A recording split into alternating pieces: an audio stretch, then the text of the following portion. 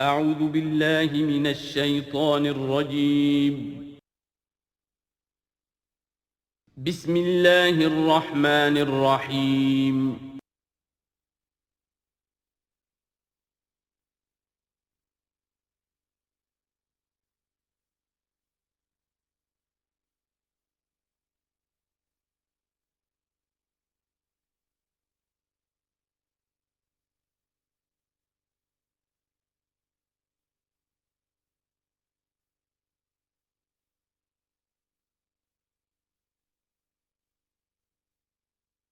الحمد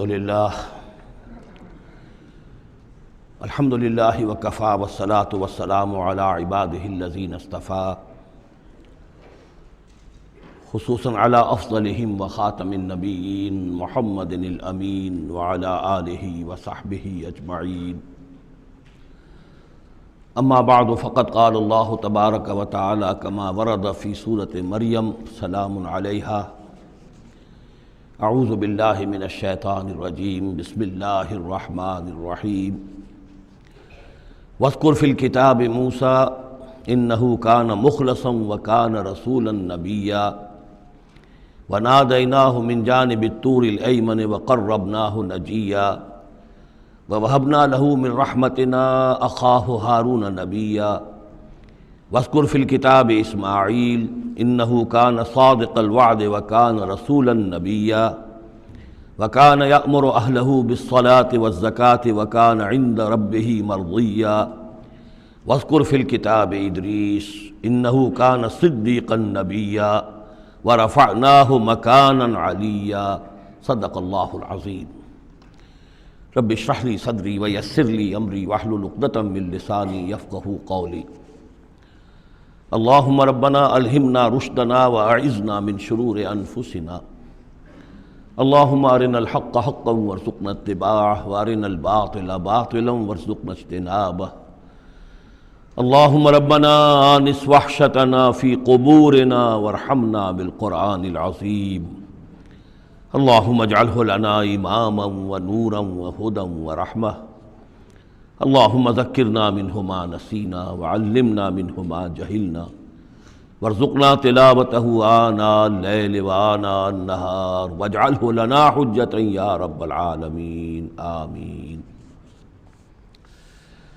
کل ہم نے سورہ مریم کا آغاز کر لیا تھا اور تقریباً نصف کا ہم ترجمہ کر چکے ہیں،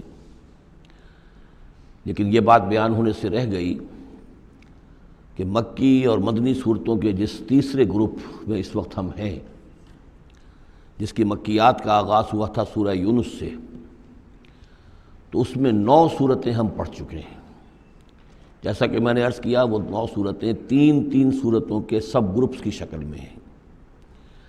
ہر سب گروپ میں ایک جوڑا ہے جس کے اندر وہ نسبت زوجیت بتمام و کمال موجود ہے، اور ایک منفرد مزاج کی صورت ہے. سورہ یونس، سورہ ہود ایک جوڑے کی حیثیت سے، سورہ یوسف منفرد ہے، ایک ہی نبی کے حالات پر پوری صورت جو ہے وہ مشتمل ہے. پھر سورہ رعد اور سورہ ابراہیم یہ جوڑے کی شکل میں ہے. سورہ حجر یہ منفرد مزاج کی ہے، بلکہ اس پورے گروپ میں یہ اس اعتبار سے قدرے مختلف نظر آتی ہے کہ اس کا انداز جو ہے وہ ابتدائی زمانے کی صورتوں کا ہے. مضامین کی مناسبت بھی انہی سے ہے.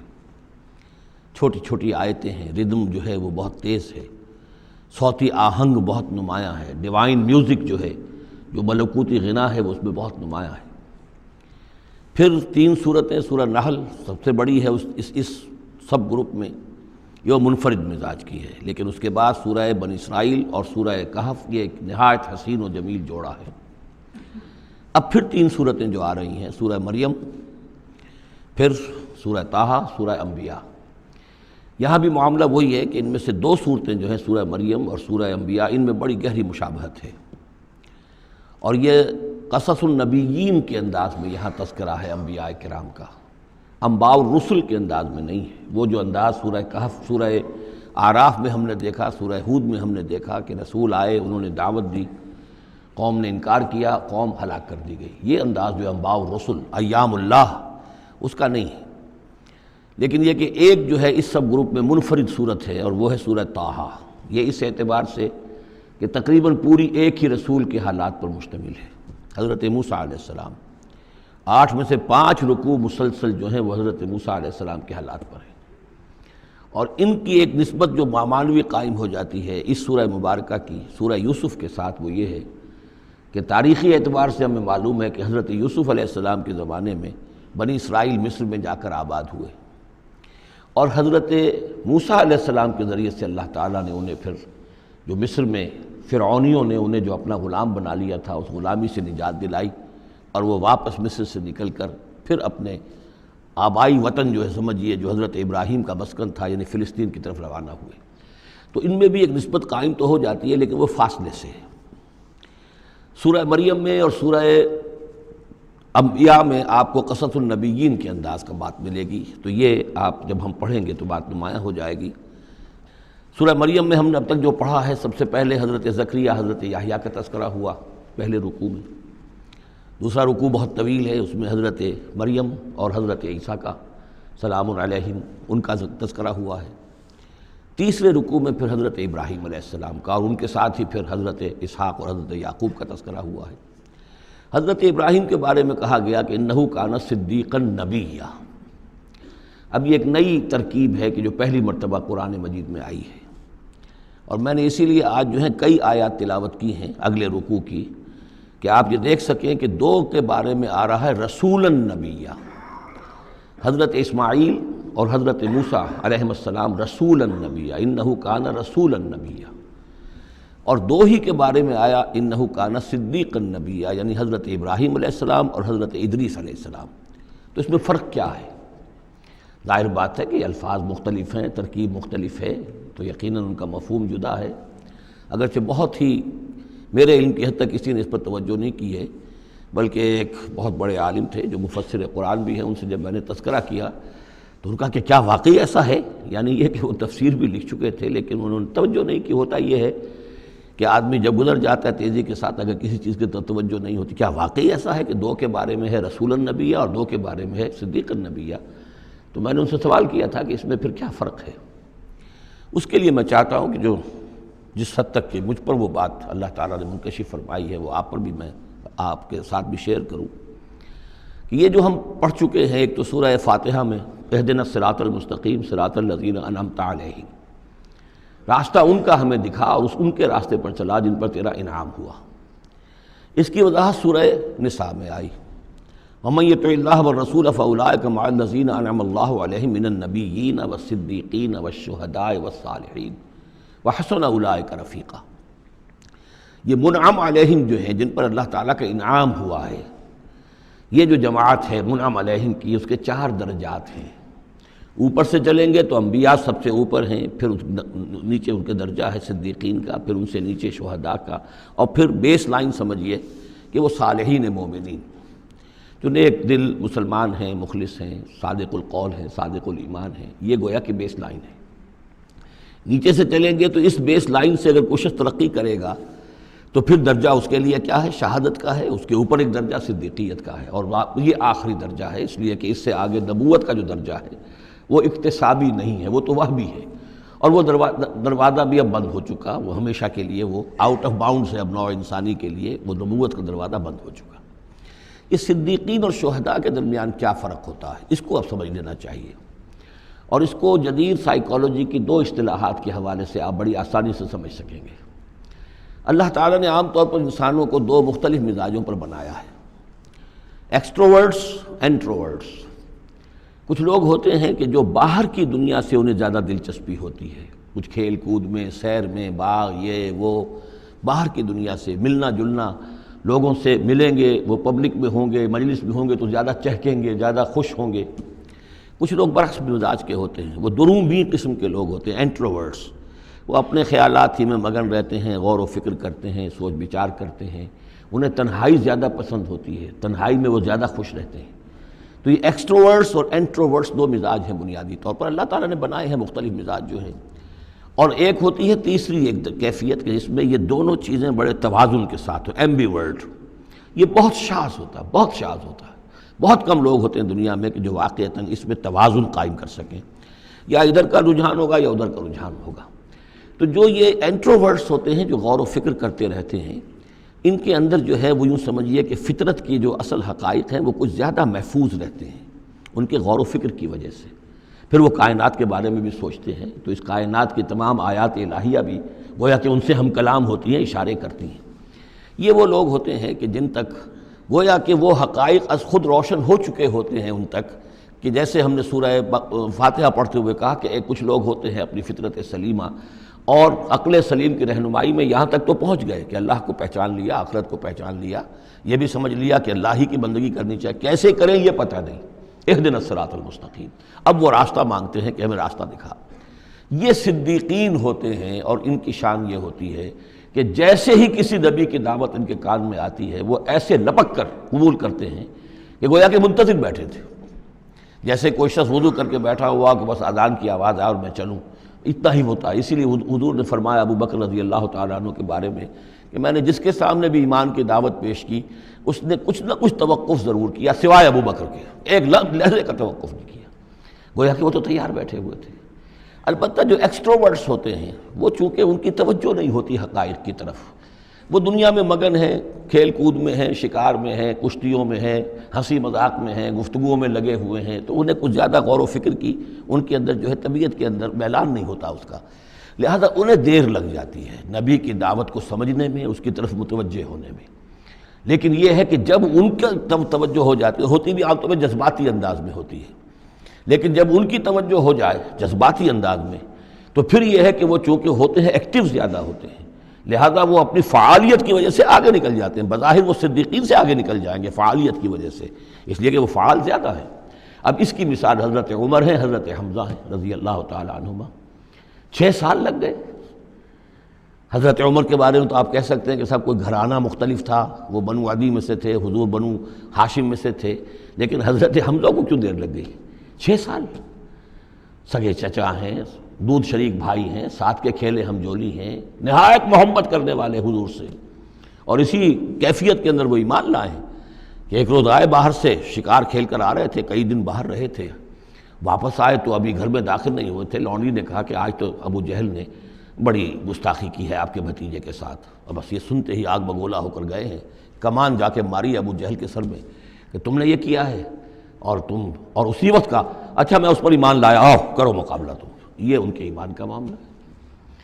تو یہ حمزہ ہیں، اس طرح حضرت عمر ہیں، چلے تھے حضور کو قتل کرنے کے ارادے سے، لیکن اپنی بہن کے اندر جو دیکھی، اس کے اندر یہ کہاں سے اتنی استقامت آ گئی کہ بھائی جان چاہے آپ ہمیں قتل کر دیں، جان سے مار دیں، لیکن اب یہ جو دین ہم نے قبول کیا اس کو ہم چھوڑنے والے نہیں ہیں۔ بہنوئی کو تو مار مار کے لہو لہان کر دیا تھا سعید ابن زید کو، بہن کو بھی مارا ہے، لیکن پھر اچانک بدل گئے، پھر وہی عمر جو ہے جو تلوار ننگی لے کے چلا تھا قتل کرنے کے ارادے سے، گردن میں تلوار حمائل کیے وجہ سے غلام ہوتے ہیں، ان کے ہاں غلاموں کا رواج یہ تھا، ان کی تلواریں گردنوں میں حمائل ہوتی تھی، وہ آ رہا ہے اور ایمان لا رہا ہے۔ تو یہ ہے شہداء، صدیقین اور شہداء۔ تو اب مزاج جو ہے انبیاء میں بھی آپ کو ملے گا، کچھ لوگوں کا مزاج شہداء سے مناسبت رکھتا ہے۔ حضرت اسماعیل کا آپ نے سنا ہوگا، یہ واقعات قصوں میں آتے ہیں، وہ شکار جیسے کہ حضرت حمزہ کی کیفیت ہے، وہ نکل جاتے تھے، حضرت ابراہیم 2 مرتبہ گئے ہیں، ملاقات ہی نہیں ہوئی، اس لیے کہ وہ اپنے شکار پر نکلے ہوئے تھے۔ اس طرح کا معاملہ حضرت اسماعیل کا تھا۔ حضرت موسیٰ بھی جلالی مزاج کے آدمی تھے، ایک آدمی کو مکہ مارا ہے اور اس کی جان نکال دی ہے۔ حضرت ابراہیم وہ دوسری قسم، وہ صدیق النبی، ان کے مزاج جو ہے وہ اس نوعیت کا، صدیقیت کے ساتھ مناسبت رکھنے والا۔ تو نبوت تو ان کو بھی ملی، نبوت ان کو بھی ملی، لیکن مزاجی فرق کی وجہ سے ایک صدیق نبی ہے اور ایک رسول نبی ہے، اس لیے کہ رسول کے ساتھ جو لفظ مناسبت رکھتا ہے وہ شہادت ہے، تمام رسول شاہد بنا کر بھیجے گئے ہیں۔ یہ جو کار رسالت ہے، تبلیغ اور اتمام حجت، اس کے اندر تو عمل کا پہلو زیادہ ہے، اور اس میں پھر شہداء زیادہ نمایاں ہوتے ہیں، تو رسولوں کے لیے تو ہے ہی یہ، یا ایھا النبی انا ارسلناک شاہدا ومبشرا ونذیرا وداعیا الی اللہ باذنہ وسراجا منیرا، اور جیسے کہ ہم نے پڑھا وکیف اذا جئنا من کل امۃ بشہید، تو رسولوں کے ساتھ مناسبت لفظ کی جو ہے وہ شہادت کی ہے۔ تو گویا کہ شہداء کا مزاج رکھنے والے جو نبی ملے وہ رسول النبی ہیں، اور صدیقیت کا مزاج رکھنے والے جن کو نبوت مل گئی وہ صدیق نبی ہیں۔ تو حضرت ابراہیم انہ کان صدیقا نبیا، وہ تو ہم پڑھ چکے تھے، اب آگے چلیے۔ ابھی اس موضوع پر مزید گفتگو سورہ حدید میں چل کر ہوگی۔ اولئک ھم الصدیقون والشہداء عند ربہم اس کے جو دوسرے رکوع کے آخر میں یہ آیت آئی ہے، تو وہاں جا کر انشاءاللہ اس کے سلسلے میں مزید کچھ گفتگو ہوگی۔ وَاذْكُرْ فِي الْكِتَابِ موسیٰ، اور کتاب میں تذکرہ کیجئے موسیٰ کا، اِنَّهُ كَانَ مُخْلَصًا، یقیناً ہم نے اسے خاص اپنا بنا لیا تھا۔ اس کی تفصیل آگے آ جائے گی سورہ طٰہٰ کے اندر۔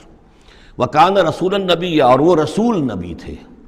وَنَادَيْنَاهُ مِن جَانِبِ الطُّورِ الْأَيْمَنِ، اور ہم نے اس کو پکارا، اس سے بات کی، اس کو بلایا طور پہاڑ کے داہنی جانب سے۔ وَقَرَّبْنَاهُ نَجِيًّا، اور اسے قریب ہم نے بلایا سرگوشی کے لیے۔ وَوَهَبْنَا لَهُ مِن رَحْمَتِنَا أَخَاهُ هَارُونَ نَبِيًّا، اور ہم نے اسے اپنی رحمت سے اس کو یہ مقام بھی عطا کیا کہ اس کے بھائی ہارون کو بھی نبوت عطا کر دی، چونکہ یہ درخواست کی تھی حضرت موسیٰ علیہ السلام نے، وہ اگلی صورت میں آ جائے گا۔ وَاذْكُرْ فِي الْكِتَابِ اسماعیل، اور ذرا تذکرہ کیجئے کتاب میں اسماعیل کا بھی، اِنَّهُ كَانَ صَادِقَ الْوَعْدِ، یقیناً وہ بڑے وعدے کے سچے تھے۔ اور خاص طور پر اشارہ ہو رہا ہے اتنا بڑا وعدہ جو حضرت ابراہیم سے اپنے والد سے انہوں نے کیا تھا کہ یا ابت افعل ما تؤمر ستجدنی انشاءاللہ صابرا، ابا جان کر گزریے جو بھی آپ کو اللہ کی طرف سے حکم آ رہا ہے، مجھے ذبح کرنے کا حکم ہے، ذبح کر دیجئے، انشاءاللہ آپ مجھے صابر پائیں گے۔ تو آخری وقت تک انہوں نے اپنے اس وعدے کو نبھایا اور گردن جو ہے رکھ دی کہ چلائیے چھری۔ صادق الوعد وکان رسول النبی، اور وہ بھی مزاجی اعتبار سے جو میں نے عرض کیا ہے، حضرت حمزہ چونکہ ویسے بھی نسل میں حضرت اسماعیل کی نسل میں سے ہیں، تو اگر آپ دیکھیں گے تو بہت ہی ان کے درمیان شخصیت کی مشابہت نظر آئے گی۔ رسول النبی، وہ رسول نبی تھے۔ وکان یامر اہلہ بالصلاۃ والزکاۃ وکان عند ربہ مرضیہ، اور وہ حکم دیتے تھے اپنے گھر والوں کو نماز کا بھی اور زکوٰۃ کا بھی، اور وہ اپنے رب کے نزدیک بہت ہی پسندیدہ تھے، بہت ہی اللہ تعالیٰ کو کے منظور نظر کہہ لیجیے، مرضیہ۔ وَاذْكُرْ فِي الْكِتَابِ ادریس، اور تذکرہ کیجئے کتاب میں ادریس کا بھی۔ یہ ادریس علیہ السلام جو ہیں یہ ایک نبی ہیں کہ جو حضرت آدم اور حضرت نوح کے مابین گزرے ہیں۔ حضرت آدم اور حضرت نوح کے مابین ایک اور نبی بھی گزرے ہیں، قرآن مجید میں ذکر نہیں ہے، تورات میں، شیس علیہ السلام۔ تو نبی تو یہ ہیں، حضرت آدم پہلے نبی، پھر یہ دو اور نبی ہیں حضرت ادریس۔ اس تورات میں ان کا نام حنوک ہے، شیس کا نام سیس ہے، وہ تو ٹھیک ہے، اور قرآن مجید میں ان کا تذکرہ بھی نہیں ہے، لیکن حضرت ادریس کا حنوک نام ہے وہاں۔ لیکن یہ کہ یہ دونوں ہیں درمیان میں حضرت آدم اور حضرت نوح علیہ السلام، پہلے رسول حضرت نوح علیہ السلام ہے، یہ دونوں نبی ہیں صرف۔ وَاذْكُرْ فِي الْكِتَابِ ادریس، اور تذکرہ کیجئے کتاب میں، اس قرآن میں، ادریس کا، اِنَّهُ كَانَ صِدِّيقًا نَبِيًّا، یقیناً وہ بھی صدیق نبی تھے، مزاجاً ان کا بھی وہی حضرت ابراہیم کے ساتھ مناسبت، صدیقیت والا مزاج۔ وَرَفَعْنَاهُ مَكَانًا عَلِيًّا، اور ہم نے انہیں اٹھایا تھا بہت بلند مقام تک۔ اب یہ اٹھانا جو ہے ویسے تو بعض لوگوں کا خیال ہے کہ شاید وہ بھی حضرت عیسیٰ علیہ السلام کی طرح رفع سماوی ان کی ہوئی ہے، چوتھے آسمان میں حضور کی ان سے ملاقات ہوئی ہے شب معراج میں۔ لیکن ایک مفہوم اس کا یہ بھی ہے کہ اونچا مقام دینا، بلند مقام دینا، اس لیے کہ یہاں الہ نہیں ہے، وہاں جو ہے وہ رافعک الیہ، جہاں کہا گیا حضرت عیسیٰ کے بارے میں تمہیں اٹھانے والا ہوں اپنی طرف، تو اس سے مفہوم جو ہے بہت معین ہو جاتا ہے، یہاں ضروری نہیں ہے کہ وہ مفہوم لیا جائے۔ اولئک الذین انعم اللہ علیہم، دیکھیے وہی لفظ آ گیا اب، یہ ہیں وہ لوگ جن پر انعام فرمایا ہے اللہ نے، من النبیین، انبیاء میں سے۔ اب ہم کیونکہ منعم علیہم کے 4 طبقات تھے، ان میں سے یہ انبیاء کا تذکرہ ہو رہا ہے سب کا، تو من النبیین، من ذریۃ آدم، اولاد آدم میں سے، وممن حملنا مع نوح، اور پھر بعض ان میں سے ان کی نسل میں سے ہیں جنہیں ہم نے نوح کے ساتھ اس کشتی میں سوار کرایا، ومن ذریۃ ابراہیم، اور پھر ذریۃ ابراہیم میں سے ہیں، ان کی اولاد سے، و اسرائیل، اور حضرت یعقوب کی نسل سے ہیں، وممن ہدینا واجتبینا، اور جنہیں کہ ہم نے ہدایت دی اور جنہیں ہم نے چن لیا، پسند کر لیا۔ اذا تتلی علیہم آیات الرحمن، ان کی کیفیت یہ ہوتی تھی کہ جب رحمان کی آیات ان کو پڑھ کر سنائی جاتی تھی، خروا سجدا و بکیا، تو وہ گر پڑتے تھے اللہ کی جناب میں سجدہ کرتے ہوئے، روتے ہوئے۔ فخلف من بعدہم خلف، پھر ان کی جگہ پر بعد میں آ گئے، ان کے جانشین ہوئے، ان کے وارث ہوئے ایسے ناخلف لوگ۔ یہ خلف کا لفظ جب آتا ہے لام کی جزم کے ساتھ تو ناخلف، یعنی ایسے لوگ کہ جو اپنے اسلاف کے کردار اور ان کی بزرگی جو ہے اس کو برباد کرنے والے، تباہ کرنے والے، ان کی نیک نامی کو بٹا لگانے والے ہوں، ناخلف۔ فخلف من بعدہم خلف، پھر ان کی اولاد میں سے ایسے ناخلف بھی پیدا ہوئے، اضاعوا الصلاۃ، جنہوں نے نماز کو تو ضائع کر دیا، واتبعوا الشہوات، اور خواہشات کی پیروی کی، شہوات، خواہشات، جذبات، فسوف یلقون غیا، تو عنقریب ان کی ملاقات ہو جائے گی گمراہی کے ساتھ، یعنی گمراہی کا جو انجام ہے یہ اس سے دوچار ہو جائیں گے۔ الا من تاب وآمن وعمل صالحا، سوائے اس کے کہ جو توبہ کریں اور ایمان لائیں اور نیک عمل کریں، فاولئک يدخلون الجنہ، وہ لوگ جنت میں داخل ہوں گے، ولا یظلمون شیئا، اور ان پر قطعاً کوئی ظلم نہیں کیا جائے گا، ان کا کوئی حق تلفی نہیں کی جائے گی، ان کے پورے اعمال کا انہیں بدلہ مل جائے گا۔ جنات عدن التی وعد الرحمن وعبادہ بالغیب، یعنی ان کو کیا ملے گا؟ وہ باغات، ریزیڈینشل گارڈن، بسنے والے باغات، رہنے والے باغات، جن کا کہ وعدہ کیا تھا رحمان نے اپنے بندوں سے غیب میں۔ یعنی ظاہر بات ہے قرآن مجید میں وعدہ ہو رہا ہے تو ابھی نہ وہ جنت ہمارے سامنے ہے، نہ خود اللہ تعالیٰ جو ہے روح در روح ہمارے سامنے ہے، ہم ایمان لا رہے ہیں اس پر غیب میں، یؤمنون بالغیب۔ انہ کان وعدہ ماتیا، یقیناً اس کا وعدہ جو ہے وہ تو پورا ہونے والا ہی ہے، اس کو تو وقت پر پہنچنا ہی ہے، اب وہ اپنی جگہ پر پختہ ثابت ہوگا۔ لا یسمعون فیہا لغوا الا سلاما، وہ نہیں سنیں گے اس میں کوئی لغو بات، بس صرف سلام ہی سلام، ہر طرف سے فرشتے آ رہے ہیں تو سلام، قیلا سلاما سلاما۔ وَلَهُمْ رِزْقُهُمْ فِيهَا بُكْرَةً وَعَشِيًّا، اور ان کے لیے ان کا رزق ہوگا اس میں صبح بھی اور شام کو بھی۔ تِلْكَ الْجَنَّةُ الَّتِي نُورِثُ مِنْ عِبَادِنَا مَنْ كَانَ تَقِيًّا، یہ ہے وہ جنت جس کو کہ ہم جس کے وارث بنائیں گے ہم اپنے بندوں میں سے ان کو کہ جو متقی ہوں گے، خدا ترس ہوں گے، اللہ سے ڈرنے والے ہوں گے۔ وَمَا نَتَنَزَّلُ إِلَّا بِأَمْرِ رَبِّكَ، اور اے نبی ہم نہیں نازل ہوتے مگر آپ کے رب کے حکم سے۔ لَهُ مَا بَيْنَ أَيْدِينَا وَمَا خَلْفَنَا وَمَا بَيْنَ ذَلِكَ وَمَا كَانَ رَبُّكَ نَسِيًّا، اسی کے اختیار میں ہے جو کچھ ہمارے سامنے ہے اور جو کچھ ہمارے پیچھے ہے اور جو ان دونوں کے مابین ہے، اور اے نبی آپ کا رب بھولنے والا نہیں ہے۔ یہ بہت اہم مضمون ہے، اور در حقیقت ایک مضمون کا یوں سمجھیے کہ سلسلہ شروع ہو رہا ہے جس کی پہلی کڑی یہ ہے۔ اس کو یوں سمجھیے کہ حضور صلی اللہ علیہ وسلم کو جو قرآن مجید سے شغف تھا اور محبت تھی اور شوق تھا آپ کا، تو جو وقفہ پڑ جاتا تھا وہی میں، وہ آپ پر بڑا شاخ گزرتا تھا۔ آپ چاہتے تھے کہ وہی جلدی جلدی آئے تاکہ آپ اس سے اور اپنے وجود پرنور کو مزید منور کریں۔ آپ جو ہے قرآن مجید سے جو آپ کو عشق تھا اس کے بنا پر اس میں آپ کو عجلت رہتی تھی کہ جلدی آئے قرآن۔ تو اس حوالے سے آپ نے حضرت جبرائیل سے شکوہ کیا کہ آپ وقفے وقفے سے آتے ہیں، ہم انتظار کرتے رہتے ہیں۔ اس کا یہ جواب ہے جو جہاں دیا جا رہا ہے، وَمَا نَتَنَزَّلُ إِلَّا بِأَمْرِ رَبِّكَ، اے نبی ہم اپنی مرضی سے نہیں نازل ہو سکتے، ہم نہیں نازل ہوتے مگر آپ کے رب کے حکم سے۔ لَهُ مَا بَيْنَ أَيْدِينَا، یہ بہت ہی یعنی یوں سمجھیے کہ گہرے الفاظ ہیں۔ لَهُ مَا بَيْنَ أَيْدِينَا وَمَا خَلْفَنَا، جو ہمارے آگے ہے اس کا اختیار بھی اللہ ہی کا ہے، جو ہمارے پیچھے ہے اس کا اختیار بھی اللہ ہی کا ہے۔ وَمَا بَيْنَهُمَا وَمَا بَيْنَ ذَلِكَ، آگے اور پیچھے کے مابین کون ہے پھر؟ ہم، میں، میرا وجود، میرے آگے میرے پیچھے، اور ان دونوں کے درمیان کون ہے؟ میں گویا کہ بالکلیہ اللہ تعالیٰ کے حکم کے تابع ہوں۔ فرشتے کی یہی شان ہے کہ فرشتہ جو ہے یفعلون ما یؤمرون، جو حکم ملتا ہے، لا یعصون اللہ ما امرہم، ان کا معاملہ یہ ہے کہ جو بھی اللہ کا حکم ہے گویا کہ وہ تو اس سے سرتابی نہیں کرتے، سرے منہ اس میں فرق نہیں ڈالتے۔ وَمَا نَتَنَزَّلُ إِلَّا بِأَمْرِ رَبِّكَ، ہم نہیں اترتے یا اتر سکتے مگر آپ کے رب کے حکم سے، جب اسی کی مصلحت اور اسی کی مشیت ہوتی ہے وہ وہی دے کر ہمیں بھیجتا ہے۔ لَهُ مَا بَيْنَ أَيْدِينَا وَمَا خَلْفَنَا وَمَا بَيْنَ ذَلِكَ وَمَا كَانَ رَبُّكَ نَسِيًّا، اور اے نبی یہ جو کچھ تاخیر ہو جاتی کسی بھول کی وجہ سے نہیں ہے کہ اللہ کو کوئی نسیان لاحق ہو گیا ہے تو تھوڑی دیر کے لیے توجہ کہیں اور ہو گئی ہے، معاذ اللہ، تیرا رب جو ہے بھولنے والا نہیں ہے، بلکہ یہ حکمت کے تحت ہے، اللہ تعالیٰ کی مشیت ہی ہے۔ كَذَلِكَ لِنُثَبِّتَ بِهِ فُؤَادَكَ رَتَّلْنَاهُ تَرْتِيلًا، وہ جو ہم پڑھ چکے سورہ بنی اسرائیل میں بھی، وَقُرْآنًا فَرَقْنَاهُ لِتَقْرَأَهُ عَلَى النَّاسِ عَلَى مُكْثٍ وَنَزَّلْنَاهُ تَنزِيلًا، یہ ہماری حکمت ہے کہ ذرا وقفے وقفے سے آپ یہ قرآن لوگوں کو پڑھ کر سنائیں۔ رب السماوات والارض، وہ رب ہے آسمانوں کا اور زمین کا، وما بینہما، اور جو ان دونوں کے مابین ہے، فاعبدہ، پس اسی کی بندگی اور پرستش کیجئے، واصطبر علیہ لعبادتہ، اور اس کی عبادت کے اوپر پوری طرح جمے رہیے، صبر کیجئے۔ ہل تعلم لہ سمیہ، تو کیا تم جانتے ہو کہ اس کی سی شان کا کوئی اور ہستی ہے؟ ظاہر بات ہے جو شان اللہ کی ہے اس کی سی شان رکھنے والی کوئی اور ہستی کائنات میں موجود نہیں۔ وَيَقُولُ الْإِنسَانُ وَإِذَا مَا مِتُّ لَسَوْفَ أُخْرَجُ حَيًّا، اور یہ انسان کہتا ہے حیران ہو کر، کیا میں جب مر جاؤں گا تو پھر مجھے زندہ کر کے اٹھا لیا جائے گا؟ یعنی یہ وہ لوگ ان میں سے کہ جو بعث بعد الموت کے منکر تھے۔ میں نے بارہا آپ کو بتایا کہ اکثر و بیشتر تو وہ مانتے تھے، لیکن وہ کہتے تھے کہ وہاں ہمیں چھڑانے والے ہیں، ہمارے شفعاء ہیں، ہؤلاء شفعاؤنا عند اللہ، تو بعث بعد الموت کے وہ منکر نہیں تھے، لیکن ایک طبقہ ان میں ایسے لوگوں کا بھی تھا۔ اب یہ ان کی بات ہو رہی ہے۔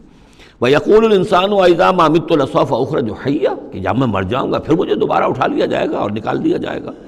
اولا یذکر الانسان، تو کیا اس انسان کو یہ یاد نہیں ہے انا خلقناہ من قبل ولم یک شیئا، کہ وہ کچھ بھی نہیں تھا اور ہم نے اسے پیدا کیا ہے۔ تو کیا مشکل ہے ہمارے لیے دوبارہ اس کو پیدا کر دینا؟ کیا تھا وہ پہلے، اس کی کیا حقیقت تھی؟ یعنی جہاں سے ہم اپنے آپ کو جانتے ہیں وہ بھی ظاہر بات ہے کہ ایک نطفہ ایک ہے، اس سے ہمارا آغاز ہوا، یہ تو سبھی جانتے ہیں نا۔ تو اس سے اللہ تعالیٰ نے اگر انسان بنا دیا ہے تو کیا اللہ تعالیٰ دوبارہ تمہیں پیدا نہیں کر سکتا؟ فَوَرَبِّكَ، تو قسم ہے تیرے رب کی، لَنَحْشُرَنَّهُمْ وَالشَّيَاطِينَ، ہم جمع کریں گے ان سب کو بھی اور تمام شیطانوں کو، ثُمَّ لَنُحْضِرَنَّهُمْ حَوْلَ جَهَنَّمَ جِثِيًّا، اور پھر ہم سب کو جمع کر لیں گے جہنم کے گرد کہ یہ اپنے گھٹنوں کے بل گرے ہوئے ہوں گے۔ ثُمَّ لَنَنزِعَنَّ مِن كُلِّ شِيَّةٍ أَيُّهُمْ أَشَدُّ عَلَى الرَّحْمَٰنِ عِتِيًّا، پھر ہم ہر گروہ میں سے، ہر قوم میں سے پھر نکالیں گے کون ہیں وہ جو سب سے زیادہ اکڑنے والے تھے رحمان کے مقابلے میں۔ بلاؤ ادھر سے ابو جہل کو اور بلاؤ ادھر سے عقبہ ابن ابی معیط کو، ہر گروہ میں سے جو سب سے زیادہ اللہ کا کی اس کے ساتھ گستاخی کرنے والا اور سب سے زیادہ تکبر کرنے والا تھا، پھر اس کو آگے نکال کر نمایاں کیا جائے گا۔ ثم لنحن اعلم بالذین هم اولی بها صلیہ، پھر ہم خوب جانتے ہیں ان لوگوں کو کہ جو بہت زیادہ قابل ہوں گے اور سب سے پہلے داخل ہونے والے ہوں گے اس جہنم کے اندر۔ وَإِن مِّنكُمْ إِلَّا وَارِدُهَا کان علی ربک حتما مقضیا، اور تم میں سے کوئی بھی نہیں ہے مگر یہ کہ اسے ایک مرتبہ جہنم پر آنا ہوگا۔ یہ فیصلہ ہے تیرے رب کا حتمی، طے شدہ، حتماً مقضیہ۔ اس کا جو مفہوم سمجھا گیا ہے میں اسے اتفاق کرتا ہوں کہ اصل میں وہ پل صراط جس کا تذکرہ جو ہے آئے گا سورہ حدید میں بھی اور پھر سورہ تحریم میں بھی، جس کو ہم پل صراط کہہ دیتے ہیں، الصراط ہے وہ، یہی صراط مستقیم جس پر ہم چل رہے ہیں، یہ عالم برزخ کے اندر جا کر اور قیامت کے دن جو ہے یہی پل صراط بن جائے گا اور یہ جہنم کے اوپر ہوگا۔ گویا کہ اس پر سے گزر کر لوگ داخل ہوں گے جنت کے اندر، تاکہ مشاہدہ کر لیں کہ اللہ تعالیٰ نے کس چیز سے ہمیں بچایا ہے۔ اور وہاں پر جو جہنمی ہیں وہ ٹھوکریں کھا کھا کر اس میں گرتے جائیں گے چونکہ ان کے پاس روشنی نہیں ہوگی۔ یہ مضمون جو ہے کھل کر آئے گا سورہ حدید میں اور سورہ تحریم میں۔ تو یہ فرمایا کہ آنا تو ہر ایک کو پڑے گا، ہر انسان کا گزر اس پر ہوگا، تاکہ اور اس میں یہ کہ یقیناً جو بچا لیے جائیں گے ان کے دل میں کس قدر اللہ تعالیٰ کی اس رحمت کا اور مغفرت کی قدر کتنی ہوگی کہ اللہ نے ہمیں کس انجام سے بچایا ہے۔ وَإِن مِّنكُمْ إِلَّا وَارِدُهَا كَانَ عَلَىٰ رَبِّكَ حَتْمًا مَقْضِيًّا ثُمَّ نُنَجِّي الَّذِينَ اتَّقَوْا، پھر وہاں سے ہم نجات دے دیں گے، بچا کر لے جائیں گے ان لوگوں کو جنہوں نے کہ تقویٰ کی روش اختیار کی تھی دنیا میں، وَنَذَرُ الظَّالِمِينَ فِيهَا جِثِيًّا، اور چھوڑ دیں گے ظالموں کو اسی میں پڑے ہوئے، وہ وہاں پر پڑے جائیں گے، گرتے جائیں گے اور اہل ایمان اور اہل تقویٰ نکل جائیں گے۔ وَإِذَا تُتْلَىٰ عَلَيْهِمْ آيَاتُنَا بَيِّنَاتٍ، اور جب انہیں ہماری روشن آیات پڑھ کر سنائی جاتی ہیں، قَالَ الَّذِينَ كَفَرُوا لِلَّذِينَ آمَنُوا، تو کہتے ہیں یہ کافر لوگ اہل ایمان سے، أَيُّ الْفَرِيقَيْنِ خَيْرٌ مَقَامًا وَأَحْسَنُ نَدِيًّا، دونوں جماعتوں میں سے، دونوں گروہ میں سے کن کے مکان و مقام بہتر ہیں اور کن کی مجلسیں بہت اچھی ہیں۔ یعنی اے مسلمانوں دیکھو، تم اور تمہارے رسول محمد صلی اللہ علیہ وسلم اور ان کے گرد جو لوگ بیٹھے ہوتے ہیں، نہ ان کے پاس دنیاوی دولت ہے، نہ حیثیت ہے، نہ وجاہت ہے، ایک ہم ہیں۔ دیکھو ذرا ابو جہل کی مجلس جا کے دیکھو کتنی آباد ہے، بڑے بڑے چودھری لوگ آ کر اس کے پاس بیٹھتے ہیں۔ ذرا کہیں جا کر ولید بن مغیرہ کی چوپال دیکھو، اس کی چوپال جو ہے اس کی کیا شان ہے۔ تو یہ وہی بات جو کہ ہم سورہ کہف میں پڑھائے ہیں، جو دو افراد کے مابین مکالمہ ہوا تھا کہ اس نے کہا تھا کہ میرے پاس مال زیادہ ہے، انا اکثر منک مالا واعز نفرا۔ اسی طرح انہوں نے کہا کہ ای الفریقین خیر مقاما واحسن ندیا، کہ دو گروہ دیکھ لو تمہارے سامنے ہیں، ایک معلوم ہوتا ہے کہ مفلس ہیں، کلاش ہیں، غلام لوگ ہیں، ان کے ساتھ بیٹھے ہوئے ہیں، بلال بیٹھا ہوا ہے، وہاں وہ ابو فقی بیٹھا ہوا ہے، یہ جو عمار ہے اور یہ فلاں ہے اور یہ یاسر ہیں، یہ لوگ ہیں۔ ادھر جا کر دیکھو وہ کتنی سج دھج کے ساتھ، شان و شوکت کے ساتھ ان کی محفلیں ہیں، کیا کچھ ساز و سامان ہے، کیسے قالین بچھے ہوئے ہیں۔ ای الفریقین خیر مقاما واحسن ندیا وکم اہلکنا قبلہم من قرن، اور ہم نے ان سے پہلے کتنی ہی قوموں کو ہلاک کیا ہے، ہم احسن و اساسا وریا، وہ ان سے بھی کہیں بڑھ کر تھے اپنے اساس البیت، اساس جس کو ہم اساسہ کہتے ہیں، ساز و سامان میں اور نام و نمود میں، شان و شوکت میں، ریا، ان کی شان و شوکت ان سے بھی کہیں بڑھ کر تھی، اور وہ ہلاک ہوئے۔ قوم عاد اور قوم سمود یہ سب کا، اور قوم شعیب۔ قل من کان فی الضلالۃ فلیمدد لہ الرحمن مدا، اے نبی ان سے کہہ دیجئے جو شخص بھی ضلالت میں، گمراہی میں ہے، تو اللہ کا یہ طریقہ ہے، قاعدہ ہے کہ کہ اللہ تعالیٰ اسے پھر اور ڈھیل دیتا ہے، رسی دراز کرتا ہے، اس کو اور نعمتیں دے دیتا ہے۔ حتیٰ اذا رأوا ما یوعدون، یہاں تک کہ جب اچانک وہ وقت آ جائے گا کہ جس کے ان کو دھمکی دی جا رہی ہے، اما العذاب و اما الساعہ، یا تو دنیا میں عذاب آ جائے، عذاب ہلاکت، عذاب استحصال، یا قیامت، فسیعلمون، تب وہ جان لیں گے، من ہوا شر مکانا واضعف جندا، کہ کون ہے جو اپنے مقام اور مرتبے کے اعتبار سے بدتر ہے اور کون ہے کہ جو لشکر اور اپنے لاؤ لشکر کے اعتبار سے کمزور تر ہے۔ اس وقت پتہ چلے گا کہ محمد زیادہ طاقتور تھے صلی اللہ علیہ وسلم یا ابو جہل زیادہ طاقتور تھا۔ آخرت میں جا کر حقیقت کھل جائے گی۔ اس وقت تو یہ ایک سراب ہے، نظر آ رہا ہے، ایک ڈرامہ ہے، کھیل ہو رہا ہے، حقیقت جو ہوگی وہ منکشف ہو جائے گی اس دن۔ وَيَزِيدُ اللَّهُ الَّذِينَ اهْتَدَوْا هُدًى، اور اللہ تعالیٰ ان لوگوں کی ہدایت میں اضافہ کرتا ہے جو ہدایت کی راہ اختیار کرے۔ اللہ بڑھاتا ہے ان لوگوں کو ہدایت میں کہ جنہوں نے ہدایت اختیار کی۔ والباقیات الصالحات خیر عند ربک ثواب وخیر مردا، اور یقیناً نیک باقی رہنے والے تو وہ نیک عمل ہے۔ یہ مال و دولت باقی رہنے والا نہیں ہے، یہ تو یہیں کی شے یہیں رہ جائے گی۔ باقیات الصالحات، بقا اگر ہے، دوام ہے، انسان کے ساتھ اس عالم آخرت میں جانے والی کوئی شے ہے تو باقیات الصالحات ہے، وہ تو نیک کام ہے۔ خیر عند ربک ثوابا، وہ یقیناً تیرے رب کے نزدیک بہت بہتر ہیں بدلے کے اعتبار سے بھی، وخیر مردا، اور اس اعتبار سے بھی کہ لوٹ کر جایا جائے ان کے پاس۔ جب ہم وہاں پہنچیں گے ہمیں اپنے اعمال جو ہیں وہاں منتظر ملیں گے، ان کی جزا، بلکہ یہ کہ کہا جائے گا یہ تمہارے اعمال ہی ہیں، ان کی شکل بدل گئی ہے۔ افرأیت الذی کفر بآیاتنا وقال لأوتین مالا وولدا، تو کیا تم نے دیکھا اس شخص کو جو ہماری آیات کا تو کفر کرتا ہے اور کہتا ہے مجھے تو لازماً ملے گا، مال بھی ملے گا اور اولاد بھی ملے گی۔ یہ وہی بات سمجھ لیجیے جو سورہ کہف میں آ چکی ہے کہ اس نے کہا تھا وَلَئِن رُدِدتُّ إِلَىٰ رَبِّي لَأَجِدَنَّ خَيْرًا مِنْهَا مُنْقَلَبًا، تم جو ہو جوتیاں پھٹکار رہے ہو یہاں پر بھی، تمہیں وہاں بھی کچھ نہیں ملنا۔ اگر واقعی آخرت ہو ہی گئی، اول تو مجھے گمان نہیں، میں نہیں سمجھتا کہ وَمَا أَظُنُّ السَّاعَةَ قَائِمَةً وَلَئِن رُدِدتُّ إِلَىٰ رَبِّي لَأَجِدَنَّ خَيْرًا مِنْهَا مُنْقَلَبًا، تو مجھے وہاں پر بھی اچھا ہی ملے گا جیسے یہاں اچھا ملا ہوا ہے۔ وہی اسی طرح یہ ہے کہ ان کا ہمیں تو وہاں پر بھی ملے گا، آخرت میں بھی بہت سا مال بھی ملے گا، اولاد بھی ملے گی۔